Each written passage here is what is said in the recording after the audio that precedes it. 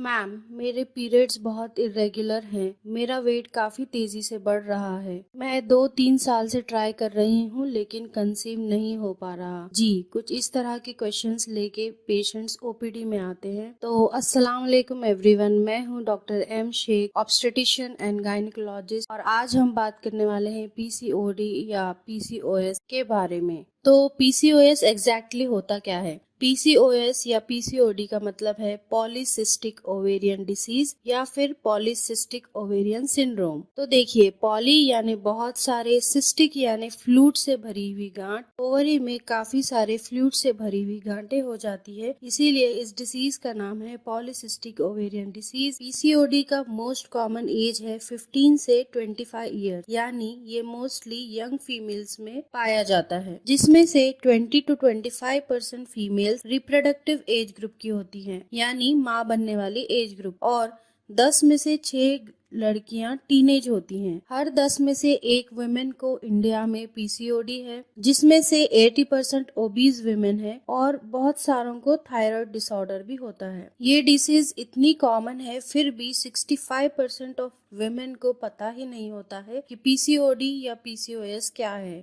चलिए अब हम देखते हैं पीसीओडी एग्जैक्टली होता क्यों है, यानी कॉजेस ऑफ पीसीओडी। फर्स्ट है हेरिडेटरी या जेनेटिक फैक्टर। जी हाँ, अगर आपके फैमिली मेंबर्स में से किसी को पीसीओडी की शिकायत है तो चांसेस है कि आपको भी पीसीओडी हो सकता है। सेकंड है पुअर लाइफस्टाइल। उसमें आता है सेडेंटरी या फिर इनएक्टिव लाइफस्टाइल। सेकंड है डाइटरी हैबिट्स। आजकल फास्ट फूड का जमाना है, पिज्जा, बर्गर, कोल्ड ड्रिंक्स वगैरह और तली हुई चीजें यानी फ्राइड फूड, ये सब चीजें रिस्क फैक्टर है पीसीओडी या पीसीओएस होने में। थर्ड सिम्टम है lack of good quality of sleep, यानी रात रात भर हम जागते हैं और मोबाइल में लगे रहते हैं, जिससे हमारी नींद बराबर नहीं होती, और ये भी एक रिस्क फैक्टर है पीसीओडी डेवलप होने में। And last but not the least, exposure to chemicals, यानी आजकल प्लास्टिक का काफी ज्यादा यूज होने लगा है और दूसरे केमिकल्स भी, जो एक रिस्क फैक्टर बनते हैं पीसीओडी होने में। चलिए अब हम देखते हैं इसके सिम्टम्स क्या हैं। First and most common symptom है पीरियड से रिलेटेड, जिसमें काफी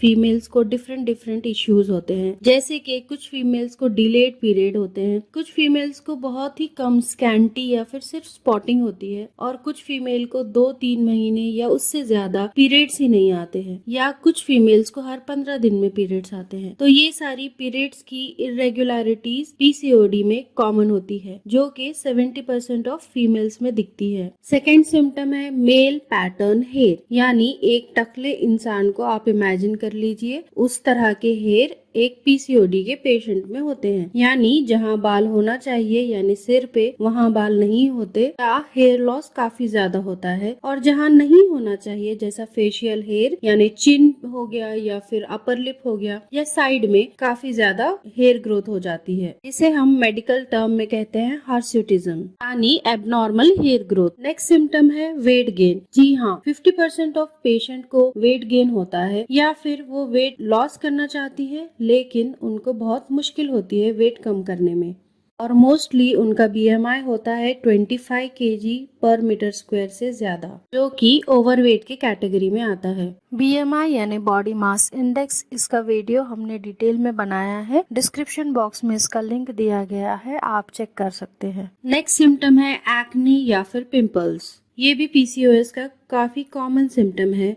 ये टीनेज गर्ल्स यानी जवान होने वाली उम्र की लड़कियों में काफी पाया जाता है। तो जो मदर्स हैं उनको ये लगता है कि बेटी तो जवान हो रही है, इस वजह से पिंपल्स आ रहे हैं, लेकिन नहीं, ऐसा जरूरी नहीं है।